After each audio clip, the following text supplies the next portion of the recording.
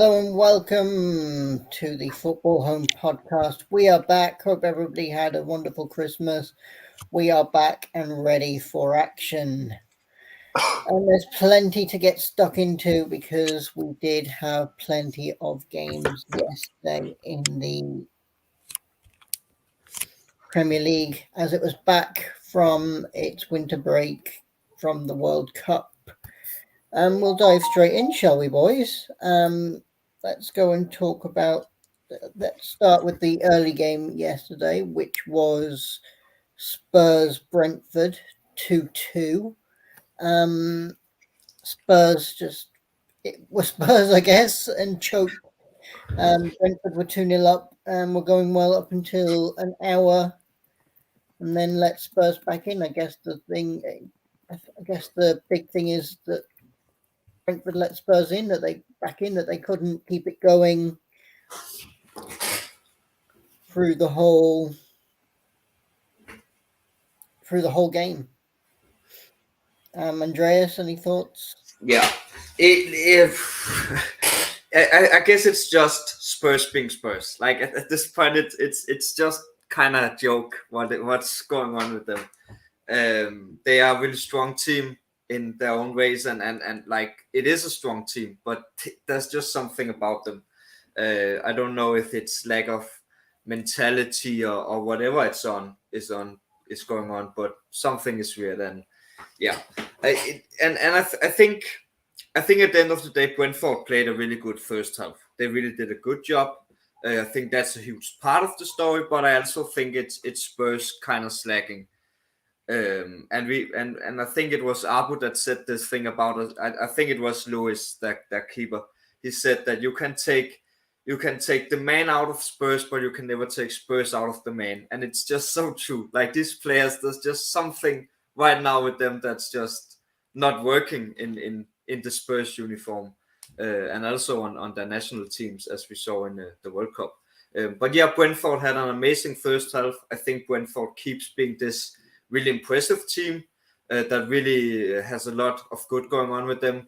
Their manager, a Danish legend, he just signed a new deal with them for 5 years. So it's clearly a project that they trust in, and I think that's great for them.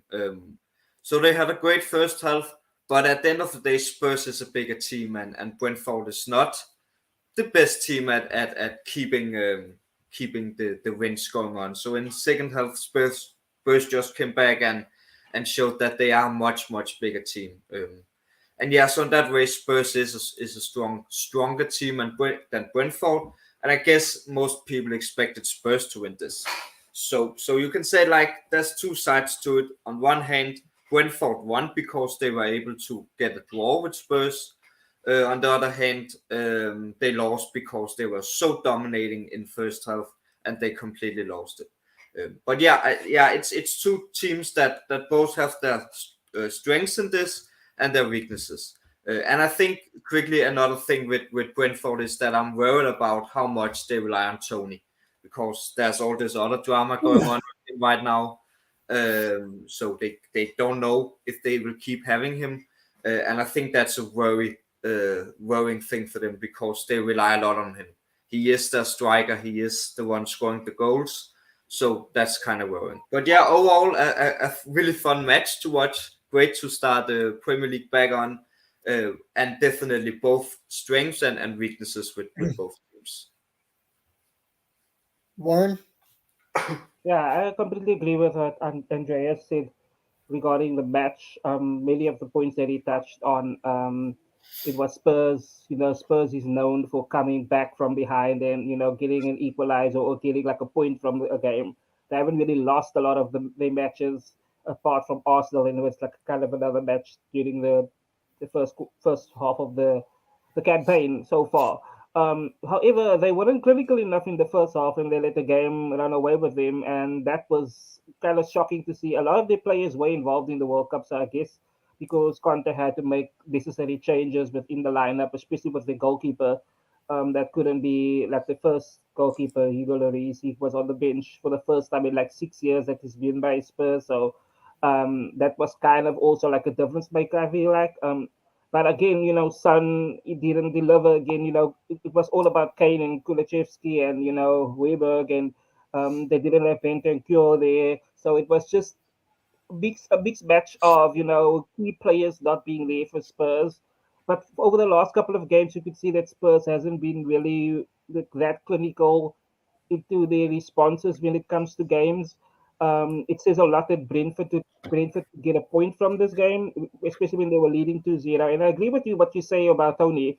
They do rely on him a lot, but I do feel like Christian Noga coming back into the midfield does really make a difference for that Brentford team, giving them that movement to the front. And come January, I do feel like Brentford needs to invest in another striker, especially with all this drama going on with Tony. But I mean, with Tony there, Brentford is a bit scary. They haven't lost a lot of the games that they've been involved in now, so they're getting 1 pointers every time, which makes they're in the top half of the league so far. So on the table. So it's kind of bad for Spurs dropping points. I feel like at this point because they're fighting for top four. As for instead of Brentford, trying because they're not a top four team. So I feel like it's worse for Spurs getting 1 point and not the 3 points at this point because you've got Manchester United, you've got Liverpool, you've got Chelsea knocking on the door. They Fulham knocking on the door for the top four Brighton. spots. So it's gonna be interesting to see if Spurs can with the next couple of matches how they're gonna react because I think they're facing a lot of big teams coming up. Yeah, and Harry Kane obviously got back into things after the World Cup and what happened obviously there. So yeah. Hey, Bree. We'll move on to Crystal Palace versus Fulham. Fulham beat them 3-0. This was more, I think, about Palace being awful than Fulham being good. Obviously, Palace were down to 9 men at one point. It wasn't great. And I know I saw a statistic somewhere that said Crystal Palace failed to record a single shot on target in consecutive Premier League games for the first time on record in the Premier League. That's how bad it was. Obviously, they were down to 9, like we said. It was too easy. I don't know what's going wrong for Palace at the moment, Warren. Yes, I do think that I agree with what you said. I do not think that Crystal Palace is the better team between the two, regardless of how they played in this match. I feel like Fulham is the better team out of the two. Crystal Palace this season has been the subpar bottom tier team that's scraping at the bottom, trying to get up. And every time they get a bit of movement, they keep sliding down. And even with Zaha and all these people, the mistakes that they're making, and like you said, they haven't had a shot on target for 2 consecutive games.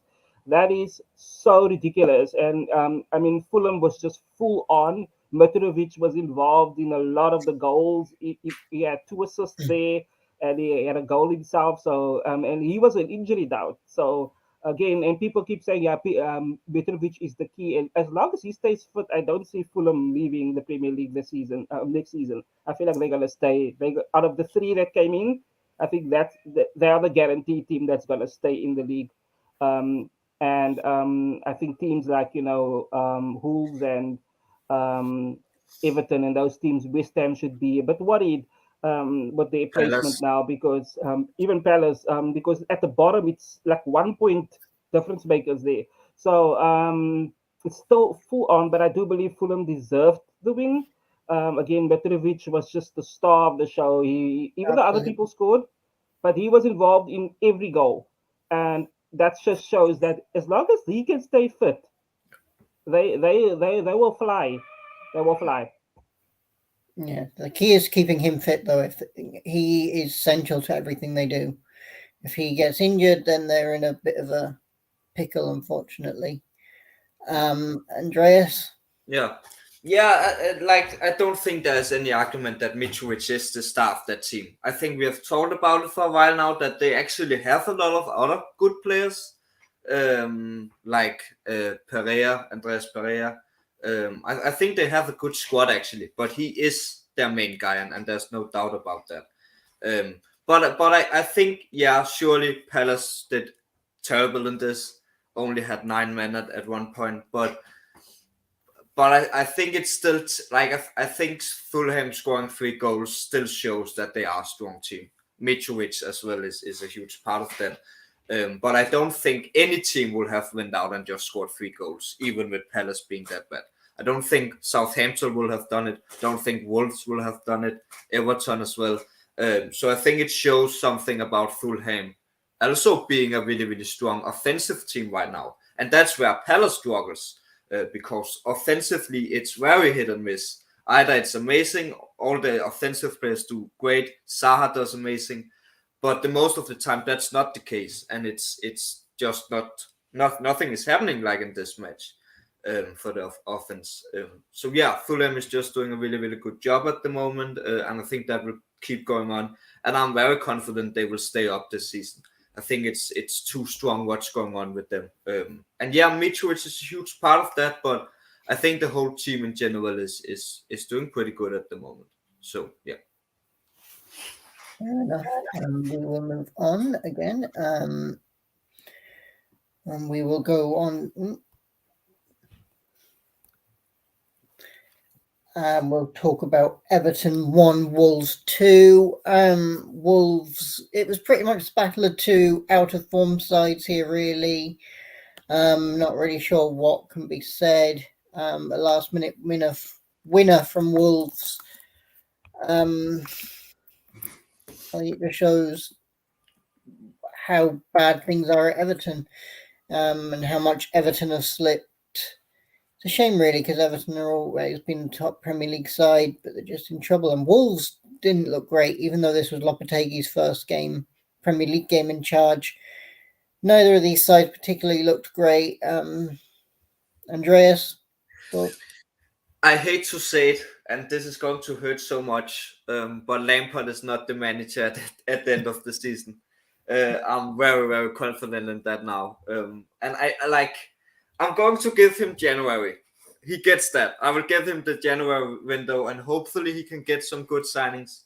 But I just don't know what they need at this point. It's just not working for Everton. And I have at this point to really question Lampard as a manager, because it's just not working. Maybe it's 2 big teams. Maybe he needs to go lower down.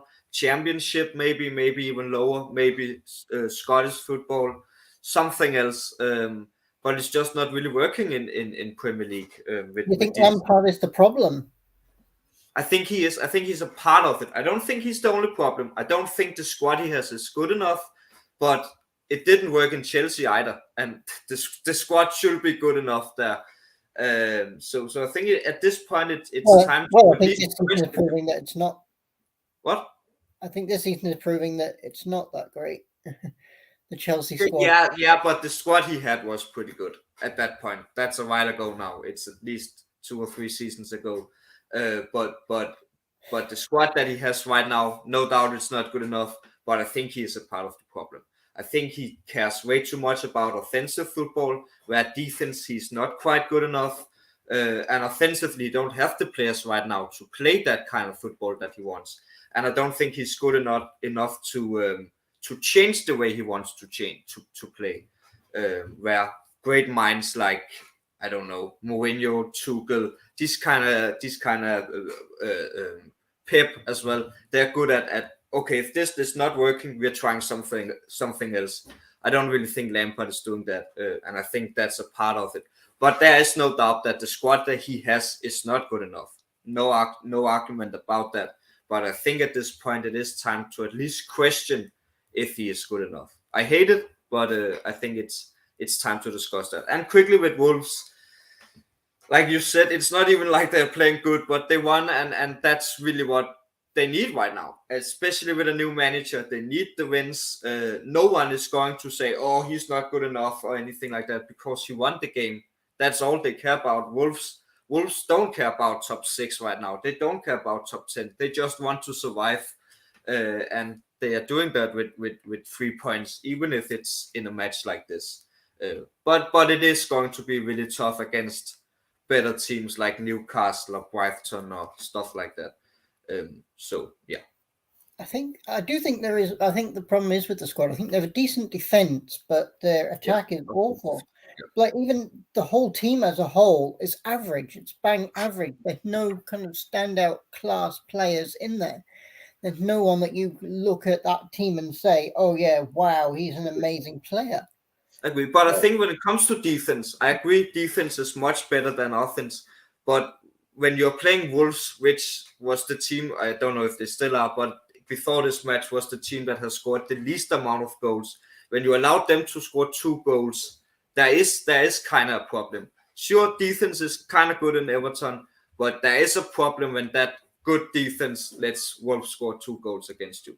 So yeah, I think the defense, they are better than offense, but it's just not working as a whole team, and that's a problem. So yeah, they at least need some new offensive players in this January window if Lampard wants to survive. Fair enough. Warren? Yes.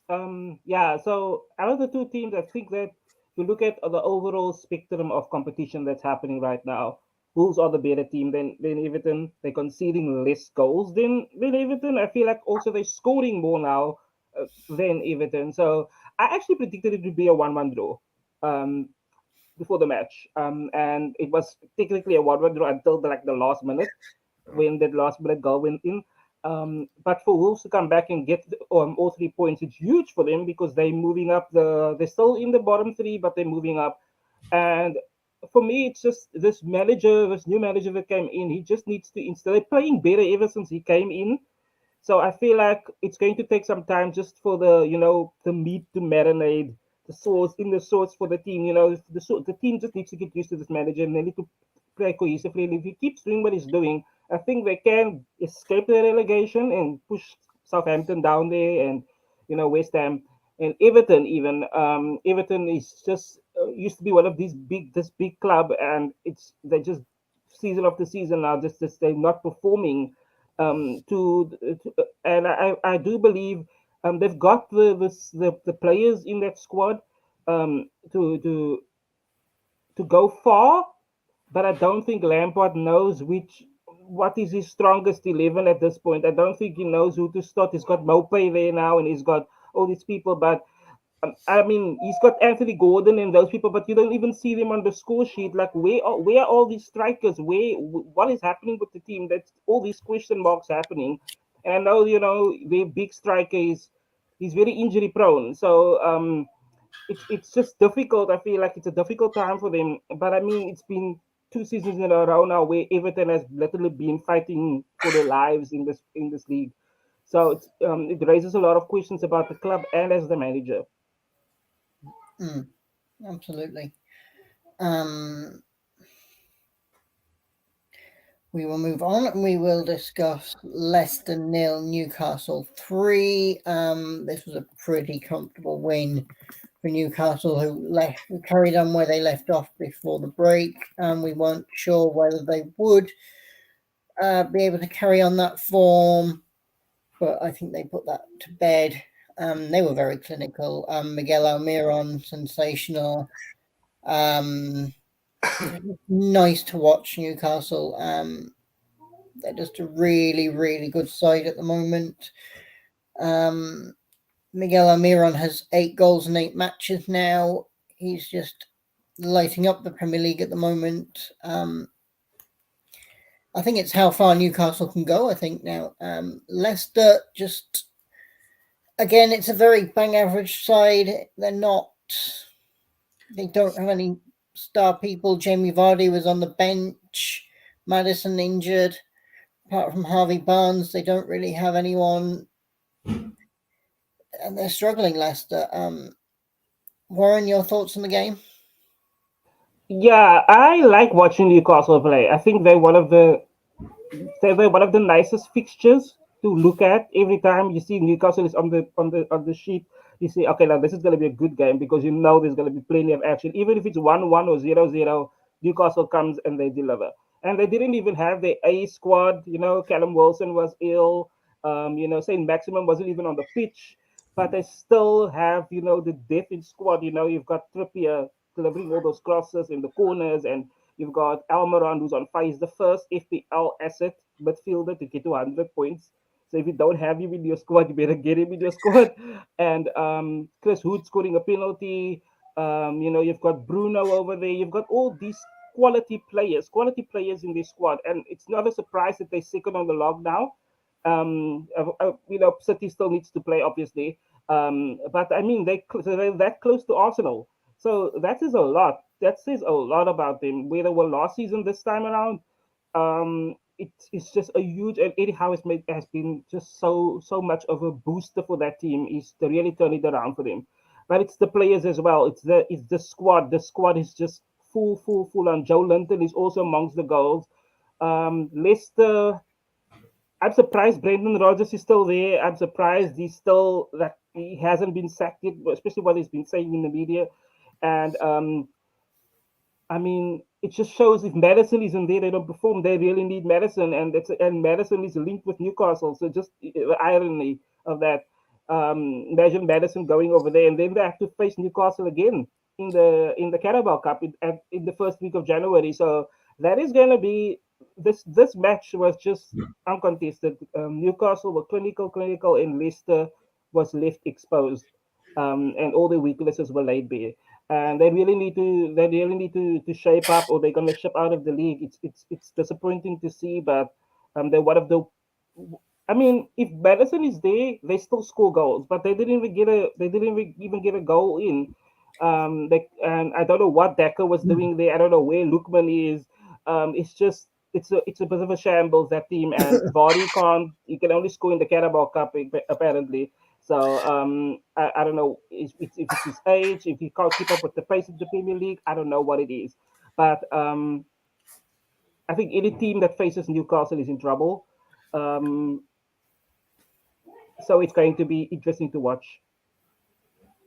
Yeah, Andreas. Yeah, honestly, to me, I'm getting kind of Leicester 2014-15 vibes from this Newcastle team, where they won I think it was 14-15, where they won the Premier League. And that's kind of the vibes I'm getting for Newcastle, with this team that came out of nowhere, but they're just performing, and there's legit nothing you can say about them where it's not working. Like, the whole team is working. Defense is amazing. Offense is probably even better. But even the offensive players, they come back and help defending. Almiron, Joe Linton, all these offensive players, they came home and helped the defense defend when Leicester had the ball. And that just shows that we are dealing with a team here. There's no one that's too big a name to not come back and defend. Everyone is defending. Everyone is helping the entire team, and it's 11 men working together on the pitch. And that's a huge part of why Newcastle is working so well. And to me, it's just crazy to see a lot of these guys that has been there for years. Almiron has been in Newcastle for a long time. He never shined like he does now. And to me, the manager is a huge part of that, because he has really given this team something that's really, really impressive. So yeah, Newcastle is just really, really, really good right now. And as Warren said, everyone should be afraid of Newcastle. Like, I can't even say right now that I think City will beat Newcastle. Maybe they will, but it's not already decided. Like, Newcastle could go up there and actually really give City give them some problems. And that's honestly what I see this match more as. I see it more as Newcastle just being levels ahead of Leicester than I see it as Leicester being bad. I think before the break, Leicester did pretty well. They are definitely moving the right direction until this match happened, of course. So to me, at this moment, it's more Newcastle doing good than it's Leicester doing bad. But I don't know who Leicester is facing next, but let's say they are facing Liverpool. Palace. Who? Liverpool. Friday Liverpool. night. Okay, let's say they are facing Palace or Everton, and they lose. Then we can start talking about it. But I think at the moment I'm not that worried about Leicester. But give it a few matches. If Liverpool goes out and beat them 3-0, it is starting to get worrying for Leicester. But at this moment, right now, I'm just more impressed with Newcastle than I am anything at all with Leicester. I need to see it more, and I think Leicester was going the right direction. But there is some offensive problems. There's no doubt about that. And they need to get that together. But that has been the story for Leicester the entire season, both defense and offense. But at this moment, I'm not that worried about Leicester. I'm just really, really impressed by Newcastle. Do we feel like James Maddison is key to what Leicester do with them? That without him, they struggle. Yeah, I think that's fair. I think that's fair to say. And I think Vardy. I think there is a huge part of like Vardy being older. It's not working the right way it used to do, because he was the key. He has been the key for a long time now, and he is just not there anymore. So yeah, I think Maddison is probably the one to really step up now and trying to take that mantle. And yeah, I think that's fair to say. Fair enough. The next game is Southampton against Brighton. I think the surprise here was that Trossard didn't do anything. We've become so accustomed to him doing well, and he didn't do anything. But it was a solid result from Brighton. Lallana scored against his old club. Brighton looked good. Southampton were in a lot of trouble, I think it's safe to say. I think they're bottom of the table now, if I'm not mistaken. The bottom of the table, just 12 points. It's just not looking good for them at the moment, Andreas. I think I've said it before, but Southampton is the only team that I'm confident in will not survive. And I can't even say why, but I just don't know what they have to do. Like I think they just they are just there. It's just like there's nothing to say about it, honestly.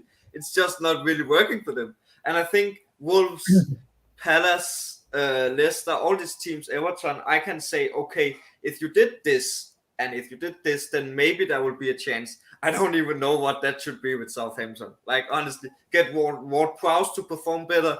That's the only thing I can really say with Southampton. So yeah, it's just not working for them, and I'm pretty sure they will be last even and move down. But at the other hand, Brighton is also just a really strong team, and I think them along with Newcastle are the ones to really challenge top 6 this season. Newcastle much more, but still, I think Brighton is still doing a good job, and I think the new manager has really showed his value in this team. And I don't even know the formation. I don't know if he played the formation he wants to, all the stuff. But no matter what, he definitely is starting to do it his way and doing it how he wants to do, and it's working. And I think that was the worrying part for a lot of us, that like it was so much based around Potter. So what are they doing now when they don't have him? And I think this new manager has really showed that he can do it as well and do it the way he wants to do. So yeah, him starting to play the way he wants to play instead of Potter's way, that has really been the key for Brighton. And yeah, Brighton is looking pretty solid right now, and really interesting to follow them. Warren? Yeah. Just before I start, Andreas, the lineup for Chelsea, I just posted it in the chat. So if you want to look at it, Kepa is in them out. Kepa is in the goal.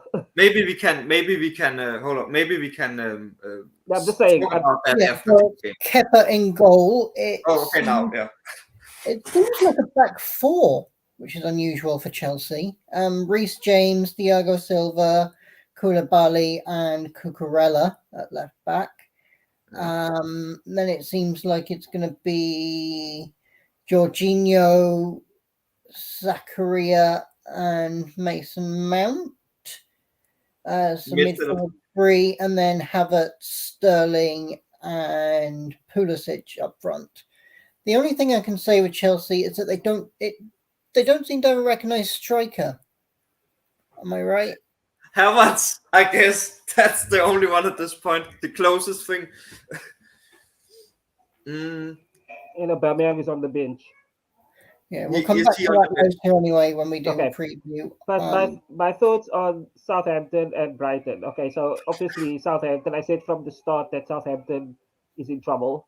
from the first podcast, I said that is a team that's going to probably get relegated along with Wolves, and at the time it was Leicester, but I think Forest, you can throw Forest in there as well. But James Ward-Prowse scored a goal late in the game, and it was only his second goal since the first game that they played in this campaign. And they don't really score a lot. They concede a lot of goals. I think the only team that they held was Arsenal to a draw. It's not good enough. It's not good enough, and they've got this new manager, Nathan Jones, in there that I don't really see what impact he made so far on the team. I'd say they're in the quarterfinals of the Carabao Cup, but I mean it's domestic. It's not the Premier League. It's not Champions League. Same with Wolves, in the same group. But Brighton has just been. I know we've been saying that this new manager wanted to play the way that Potter was playing. You know, he emulated the team around. He molded the team. 1 second, he molded the team, and I feel like he's really started playing his own way. He's got his own methods that he's implementing, and it's different people scoring. You've got Solly March, you've got Lallana, and the goalkeeper is really, really strong. Sanchez is really, really strong. I just think Brighton is on another level. They're flying right now, and I mean, there's games that they do wobble a little bit, but most of the times they are, they're either equalizing, they're getting ties, or they're getting the wins. It's which is really imperative. As long as you don't lose, I think that's the key. And Southampton has been on this losing streak. They can't win, and I think it's going to get harder for them. And I think Brighton just has the confidence right now with the squad that they've got. I think Trossard played up front, and even though he didn't really do a lot in the game when it comes to contributing to the goals, I mean the whole entire squad came together. They're just a strong force at the moment. I think that Brighton, Newcastle, Chelsea, Liverpool, you've got Fulham, all fighting for that spot there in the top four. And Manchester United, they're all in that, and it's all clustered together in that little section of the league table, from ninth upwards. I think that Brighton is one of the teams to watch this season, along with Newcastle. I wouldn't say that I would fear playing against Brighton. It's about formation, I think, and how the other squad lines up. I just think that Southampton is piss poor at this moment, and any team can beat them. So if you lose Southampton, then you should be worried. That's just my viewpoint of it. Do we feel like the new manager, Nathan Jones, coming in might be able to do something? He might be able to turn them around somehow? Or is it a completely lost cause? I don't think so. I think that I think he can. I mean, the transfer windows. His test is going to be the transfer window. Who can he bring in? Who can he bring in to strengthen that squad? Because they've got James Ward-Prowse. They're so dependent on him. They also don't have a clear out. They've got Shea Adams and those two, Shea Adams and James Ward-Prowse. But Shea Adams started and they still couldn't deliver. And he's been scoring goals here and there, but he's not consistent. And I feel like his true test is for the survival of Southampton is going to be who can he inject into that team and what he can inject into that team to make them stronger defensively in the middle, in the midfield, and up front, offensively. Because they need surgery in all three areas, I feel like. I think it's. I don't like to say it's a lost cause because, of course, there will always be something you can do, but I just don't know what. I think it's. I don't really think it's Southampton necessarily being a bad team. I just think everyone else is just levels of them. And even the ones that have problems, Wolves, Palace. Again, I can specifically say what the problem is here, and I can say how to fix it. Maybe you can't think. Maybe you don't have money to it. Maybe there's problems in the team. I don't know, but I know what can fix it. That's the problem with Southampton. I don't really know what's enough because they're just so far away from the other teams, in my opinion, at least. So I think it's a very spot on point with what Warren says. That also, like, who wants to go to Southampton right now? Who wants to go to a team that is maybe is getting relegated? That is a problem for a lot of these teams. That there is a huge chance of getting relegated, and no one really wants to go to a team that's going to play championship. So at least when they are already in Premier League. So I think that's a part of it too, that it's going to be difficult trying to get new signings for Southampton. So yeah, I think for this season it's a lost cause. But I'm sure that down in Championship, I'm sure Southampton can be a huge team and very likely come back up. But for this season, I don't think they can really do anything. Fair enough. We'll move on. Aston Villa 1, Liverpool 3. Pretty comfortable for Liverpool in the end, but it could have been so much different. Villa just can't take the chances. They created so much, especially when they went 2-0 down, and they could easily have been level, but they just could not take their chances. And again, it comes back to the same argument we were having about Darwin Núñez. He wasn't great again for Liverpool last night. We talked about him midweek, or last week, even on Friday. I forget what day it is these days. But yeah, it just doesn't feel like. I think the problem with Villa is they just can't score. I think they were lucky to get the first goal, but the third goal kind of killed them off, I feel like. Warren? Yeah, Liverpool played well. I think they played well, provided that they didn't have a full squad, like the full A squad they normally have. I think they played well. This was the Liverpool that I like watching play. It wasn't. I didn't have my heart in my throat the whole game and like peeking out from one eye while watching it, going, "Oh God!" But there were moments where I felt it was a bit, especially at the start of the second half. I felt like, "Oh my God, we're losing momentum here. So things are not looking too great." But Salah's back in form. I feel like he's starting to score again. And again, yeah, Núñez didn't score, but I mean he's creating chances. He's making the runs. He can't get the finishing done. But I mean Trent was on point. So I feel like Liverpool was the better team by miles. They needed the win. And they're 5 points from the top 4 now. So I feel like that's a good thing. Good start to the second half of the season.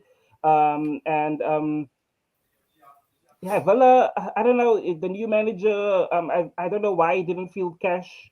I felt like that would have been the better move. He didn't have Ings on at the beginning, so that was just, I didn't get the logic of, I get Watkins, he's scoring goals and here and there, but I feel like, just like with Gerrard, he needs to figure out what his strongest 11 is going to be to put on the field.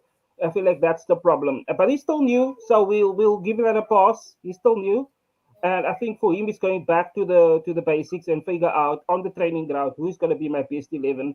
That's going to be solid. I don't know why they're putting Coutinho on the bench a lot. I don't know why Dendoncker isn't starting. I don't know why Cash didn't start. So there's a lot of question marks with the structure of the team right now when it comes to fielding your strongest 11.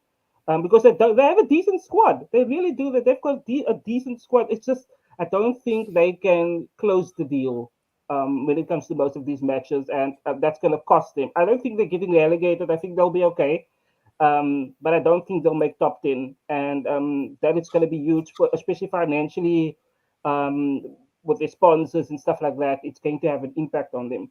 So for Villa,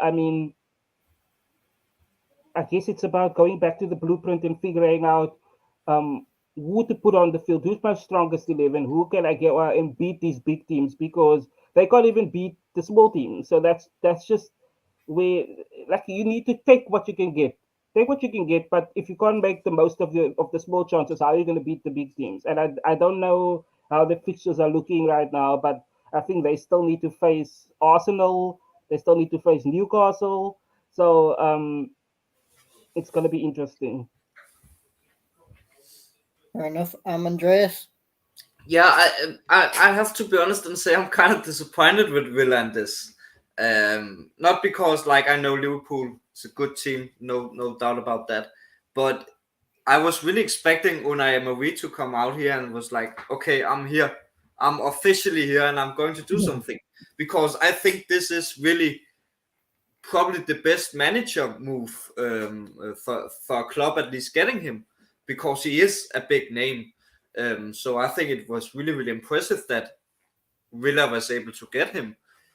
So I was kind of disappointed in this, especially because before the break, it started really well with the United match, and I think there was a few others as well, if I'm not mistaken, that he did really well in. So I was disappointed in this, but like he is still new and it takes time, and we're just getting back from the World Cup, and so yeah, I'm not really worried yet. He just needs to, as Warren said, find out what's his starting 11, how does he want to play it all.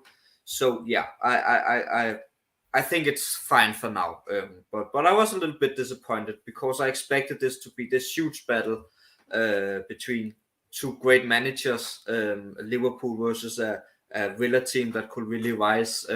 But that was not what it is. Liverpool showed that they were dominant, and this is what they need. Like, we all know what Liverpool can be at their best, winning Premier League, winning Champions League. So I think getting this momentum, that's really what they need right now, especially when they're going to face Real Madrid in February. So just getting momentum, no matter if it's Villa or if it's a big team, doesn't matter. Just getting momentum, beating teams, so they can really get that momentum back and confidence. I think that's really what Liverpool need the most at the moment. So yeah, good win for them, and Villa needs to get back up. And a quick word on Darwin Núñez. Couldn't score again last night. He had so many chances. I quickly.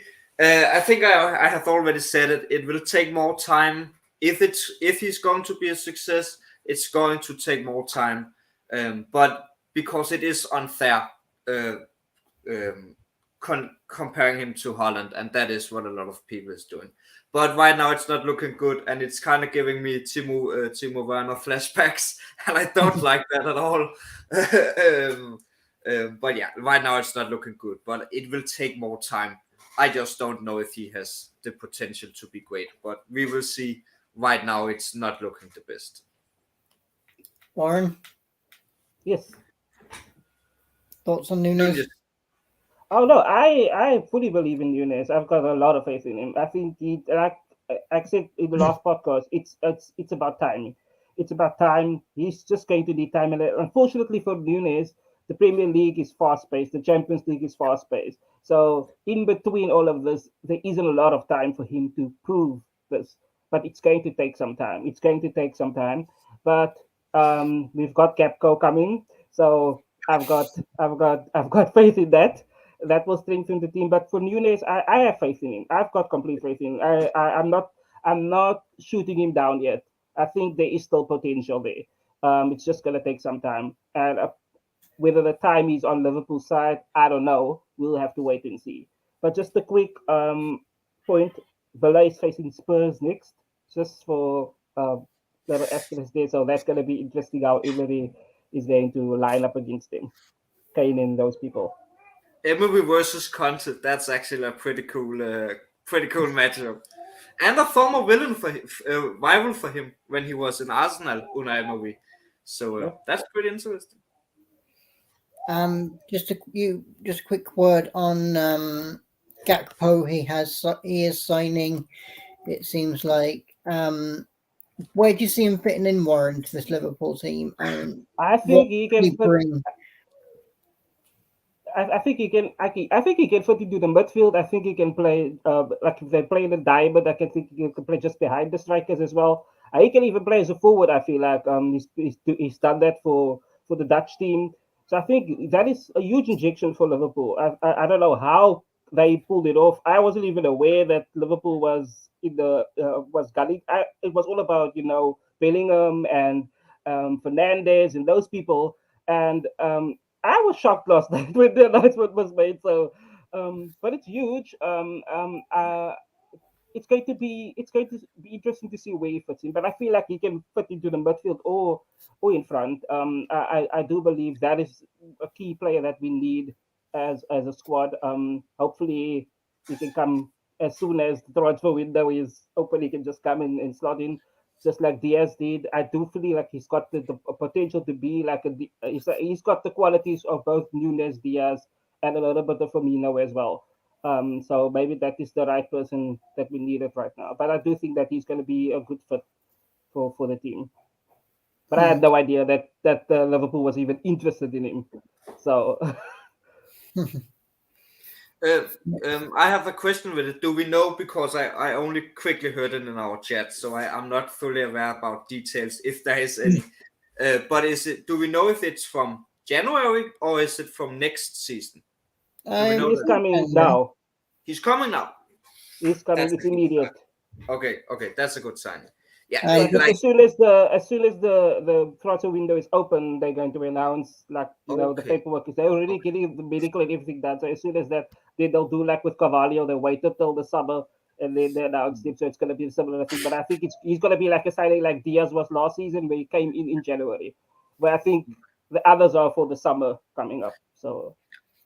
Yeah, quickly on that signing. That is a really huge signing, and it's like as a Liverpool fan, as Warren is and as Richard is, I can really imagine that this is exactly what you guys needed, because like when Liverpool have not performed, they have not really performed the best this season. There's no argument about that. They are getting much better now, but it really is important to see that you as a club can still sign these huge signings, and it really gives you this feeling of we actually still are there. We still can do something. We still have a lot of potential. So again, like I think momentum and confidence, that's exactly what both the teams but the fans as well really need right now for Liverpool, and they're definitely getting that with this signing. And yeah, I think like he can play maybe midfield up front as well. I'm sure it's going to work. He's going to play no matter what. And I think this is going to be really, really good for Liverpool. Yeah, just about trying to figure out where he fits in, because obviously they don't need a striker because they've got Firmino, they've got Firmino, they've got Jota. Nunes can play as a striker. Maybe I guess the left side or a number 10. Maybe that's kind of what they're lacking. Maybe an attacking midfielder. Yeah, maybe. The number 10 that could be. I think that could be a good idea as well, because midfield, I think Liverpool is lacking a little bit at the moment. So I think that could be a good signing as well there in the midfield. So yeah, no matter what, I think this will going to work really, really well. Fair enough. Arsenal became the first team to get safety this season, reached the magical 40 points number that is usually guaranteed safety in the Premier League. It's a pretty comfortable win over West Ham. And it's an exciting Arsenal attacker at the moment, I feel like. They didn't need Jesus, and maybe Jesus being injured was a blessing in disguise for them, because he had been out of form for a while. He wasn't scoring, and his replacement, Eddie Nketiah, came in and scored. It's an exciting attacking trio, though. Martinelli, Saka, Nketiah. It's exciting. It feels like Arsenal, they're attacking. It's an exciting Arsenal team at the moment. It was pretty comfortable, although they did have a goal ruled out early. West Ham did go ahead. But yeah, it was pretty comfortable in the end for Arsenal. Goals from Saka, Nketiah, and Martinelli. All three of the top three scored. And the midfield, obviously, Odegaard and Xhaka with the assists. It's a good time to be an Arsenal fan, that's for sure. They're top of the table still. Saka carried on where he left off from the World Cup. It was pretty much the perfect game, really, for Arsenal. I do think, though, Fabianski should have done better for the second goal. He was caught out at near post. He should have stopped that. You don't get caught out at your near post. It's just simple goalkeeping. Warren, thoughts on the game? Yeah, I am under the radar very much, even though it pains me that they're at the top of the table, that Arsenal is doing really well. I've said it from preseason already. When I watched them preseason, I said Arsenal is going to be a force this season, and people were laughing at me, and they were like, "No, you're crazy." And look now, I'm just saying, I said it at the beginning already. You can go back to episode 1 of the podcast and roll that back. I said it. And that, like you said, it's just a delight to watch them. And I think any Arsenal fan is in cloud nine right now. You will see them on the posts everywhere. Arsenal is the best team in the world, winning the league, and they're forgetting that Man City is like 2 points behind him. But anyway, that's at the point. West Ham, I don't even know. I don't even know what to say about West Ham. Um, like again with Rogers, I'm surprised Moyes is still there. I'm actually still surprised that he's there because they've been poor. They've been poor. They were lucky with the penalty. This game, very very lucky. I think that they need to just focus on the Conference League. That's just the thing they need to focus on winning that, getting into the Champions League, and then just focus on that. Focus just on that because I don't think the Premier League they're gonna get much. They just too sloppy for me. Rice is not performing well. He doesn't know who to put on for Nels, Benrahma. I don't know where Lanzini is. Antonio's not doing much. They've got all these new signings, and I don't know what's happening there. Fabianski, he's a great penalty saver, but sometimes, like you said, defensively, he's not really just not performing. We've got Arsenal. You've got. I really do believe that with Arsenal, Odegaard is the glue of that team. I do believe that Odegaard is the guy in the midfield that's gluing that team together. He's creating a lot of opportunities. The service that he's giving to the front three is just immaculate. And he almost scored twice last night also, and he's been among the goals. I do think that Martinelli's been top class. I said it last night, even when I was watching the game. Martinelli's top class. They've got Reece Nelson on the bench as well. He can come on and just score. They've got Vieira that can score. He's been scoring in the Europa League as well. Arsenal is just on fire. They safe, like you said, they've got guaranteed safety. They've got 40 points, so that's a big boost for them. But Mikel Arteta has been doing amazing job with them. I don't know what they've been drinking over the summer, but what was in there? What at the training camps? But they, even since preseason, they've been doing well. Like you said, they didn't even need Jesus. Jesus, who he was standing there on the crutches and watching like what's happening. Because you've got Saka, you've got Martinelli, you've got Odegaard, you've got Nketiah. He was in my FPL last season, and he gave me points like on the week every time. So I'm not surprised that he's starting. A lot of people thought Arsenal was going to crumble when Lacazette left and Aubameyang left. And look now, they're flying. I think they're going to do really, really well for the rest of the season. Fair enough. Andreas? Yeah,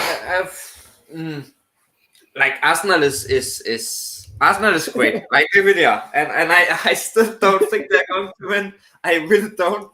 But you can't take anything away from what they're doing. They're doing a great job, and they are winning the matches they need to win. And you can still sit here and say, "Oh, it's just West Ham." Yeah, but it's still 3 points, and that's what matters at the end of the day. You're winning, and that's all that matters. So yeah, there's no doubt Arsenal is doing a great job, and I think it's very true that Ilgar is the main man for that. Like he's the man that's pulling it all together, and I think he is a huge part of that. And I think it's kind of like with Newcastle, where you had a lot of these offensive players that's like a few seasons ago no one really cared about them because it was very hit and miss, and Saka has not really been performing that well until this season. And it's the same with the other guys, that it's just like it's now that it's really starting to work. And again, same as with Newcastle with Almiron and all these guys. And yeah, I think that's a huge part of Arsenal, that it's just now like, as well, Arteta, he has been there for a while now, but it's now that it really started working. Like it took some time, but now everything is just working, and yeah, it all is just really going as it should go. But I still don't think they're winning. But no matter what, they are probably safe in top 4 at this point, unless they completely lose it. And that's really, really impressive as well, because it has been an Arsenal team that has really have struggled the last seasons. So really, really awesome and great for them that they can finally get there, where they can really play for the fun stuff. And with West Ham, I don't even know what to say anymore with that either. Like Declan Rice should go to Chelsea. That's all I have to say. I want him. He needs to get away from that. And then that's it. I don't need, like, West Ham. It's because it's true what Rowan says, that they need to. Is it conference they're in? Yeah, I think it's conference. Yeah, they need to focus on that for sure. They need to win that. They need to do whatever they can to win, so they can play Europa League next season. But like, they also need to try not to get relegated. Like, can you imagine them winning conference but going to championship? That would be such a chaotic situation. And I think at this point it is like, can we even be confident in them surviving? Like, I don't even know at this point, because it's just so hit and miss, and I felt like it was starting to work a little bit before the break. Yeah. Now we come back and they lose. I know it's Arsenal. We need to see it against other teams. So of course, like, take this loss with a grain of salt. It's still Arsenal. It's first place, but like, it's just not looking good. And this goal was, as said, a little bit lucky with the penalty. So yeah, I'm worried about West Ham. I really am, because I think that's a historic team that I want to stay in Premier League, and I think they will. But it's not safe at all. Yeah, really worrying for them, but really, really great for Arsenal. Fair enough. Yeah, no, we talked about West Ham a few times and how they've kind of slipped down. Like, they're only 1 point off the relegation zone now. It's a shame, because they did so well last season, and now it's all gone to hell, unfortunately for them. And can I say something? Yeah. I think West Ham scored the first goal, right? It started with a penalty, and then Arsenal scored 3 after.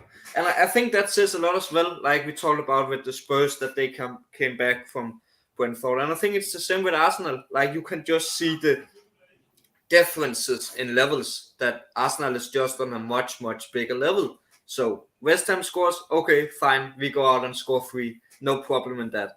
And I think that also just shows that Arsenal really is on a big level right now, that they can come back from all of this and just do really great. Fair enough. Time to look ahead to the games tonight and tomorrow night, starting with the Chelsea game against Bournemouth. We'll refresh you with the lineups. It is looking like a 4-3-3, which is a bit of a change of formation for Chelsea, and maybe it's best that they do stick with that. I feel like that probably is better, but it might bring about a change of fortunes for them as well. So just to recap, it's Kepa in goal, a back four of Reece James, Kalidou Koulibaly, Thiago Silva, Marco Cucurella. Then it's Dennis Zakaria, Jorginho, and Mason Mount as the midfield three, with Raheem Sterling and Christian Pulisic either side of Kai Havertz. Bournemouth look like they're going with a 4-4-2. Mark Travers in goal, back four of Zamora, Kelly, Marco Senesi, and Smith. Midfield four, Philip Billing, Jefferson Lerma, Lewis Cook, and Stacey. And then Kiefer Moore and Dominic Solanke up front. Should be a pretty comfortable win for Chelsea, realistically. I hope so. I know Solanke was in good form before the break. He could cause problems. What do you think of the change of formation, actually, Andreas? Because they're used to going 5 at the back, or 3 at the back, even. I think this is much better, to be honest. Yeah. I think it's much better. I need to see it, of course, but I think this works better, and I don't think we are that strong in defense that we can even afford to play 3 center back defenders. So I think this works better, and it gets more opportunities in the offensive part, and I think that is something we need. Like, we have not really scored the goals needed, so I think this is the right way. I can see the lineup here. I'm worried. Like, I am not sure if it's like if it's 3 midfield like center midfielders, or if it's Mount as an attacking midfielder, or Jorginho as a defensive midfielder. I don't really know. I hope Mount is attacking midfielder because he really needs to be that at this point. That's where he really shined the most. But I like the formation a lot. I think Pulisic is a star that has not performed good enough. I don't think he has been used good enough. We don't have a striker, so I think at this point Havertz is the best option. Because Aubameyang is not working. There's no reason to try and make that work because I don't think it's going to work. But I think he's done well this season, hasn't he? Aubameyang? I will not say so, Harry. I will not say so. I will not say so. I don't have his stats, but from what I remember 6 matches, 1 goal. What? 6 matches, 1 goal. That's not good enough. Look, let's take Haaland and compare it. I know it's more matches, but I don't think it's working. So I like that. I like that Potter at least is saying, okay, I don't care about this. I don't care we don't have a striker. I'm doing this instead. I think that's bold, and I hope it works. And I don't have Havertz stats, but Havertz stats has been better. I'm pretty sure of. So yeah, I like this formation, but the problem just is that it has not been working for a while. So like I can sit here and say, oh, the formation looks great, the players that he uses looks great. I think it does, but like I need to see it first. Like it has been so bad for a while now that I need to see it working before I can really be optimistic about it. Yeah. And quickly with Bournemouth, we looked at the stats before this episode, and Bournemouth has been losing 4 of the last 5, so that's not looking good. But in general, I think Bournemouth is a team that's going the right way. I think their players is performing pretty okay. So I am a little bit worried, but as you said, we should be the stronger team, and I think the formation looks really solid. So let's hope. Fair enough. I feel like it's Chelsea's best side, pretty much. I think they've struggled with playing players out of position a lot this season. You know how much I bang on about Cucurella being played as a centre back. Yeah. Mason Mount has been used as a winger at times. Sterling has been a wing back. It just feels like this is everyone's best position, and it just feels like solid. I don't know about Zakaria though, but it's worth trying. But I don't know if I think he is the best name, but it's worth trying. Fair enough. Warren, thoughts on the game? I'm just going to be really, really quick. I think that Chelsea, on paper, is the better team between the two. They should win. But I wouldn't count Bournemouth out. Their players they've got really attacking players with Kiefer Moore and, Billing and Solanke in front. They've been banging in the goals. They've not been winning, but they've not been giving teams clean sheets. So, and I do believe that defensively, Chelsea has been struggling also, especially with Kepa in goal again. So, I kind of knew Kepa was going to start. Potter loves him, so it will always be Kepa over Mendy, which is shocking to me. But that's Potter. That's the way that he plays it. But the lineup looks better. I do believe Pulisic needs to start more. I don't think he deserves to be on the bench. I hope that when Ziyech comes back from his rest period, that he gets utilized more because he's strong. Again, with Potter, I believe it's the case of he doesn't know his 11 that he needs to put on the field and how to put them. So it's going to be interesting with this new formation, with this formation, if that's the difference maker. They should win, but if Bournemouth happens to get an equalize, if it's a draw or if Bournemouth gets a win, I won't be surprised. Let's just put it that way. Fair enough. And of course, we do have Manchester United against Nottingham Forest tonight as well. It should be a clear win for United, but Nottingham is winning 5-0. Oh, shut up. Shut up, Hector. You're not Hector. Come on. Nottingham is winning 5-0.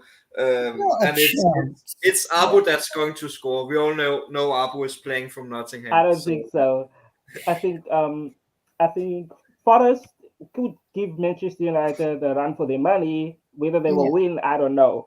They've got the players to, got Lingard. Lingard knows how United plays, and they've got, Henderson won't be there, so that's also going to play a factor because Henderson has been good for Forest. But United should have this in the bag. Like let's not play around with that one. They should have it in the bag. With the squad that they've got currently, Casemiro, Anthony, Rashford,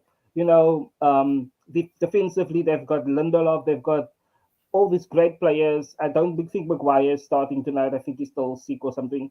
But even though those players are out, I think that United is going to be just fine tonight. I think there's going to be plenty of goals.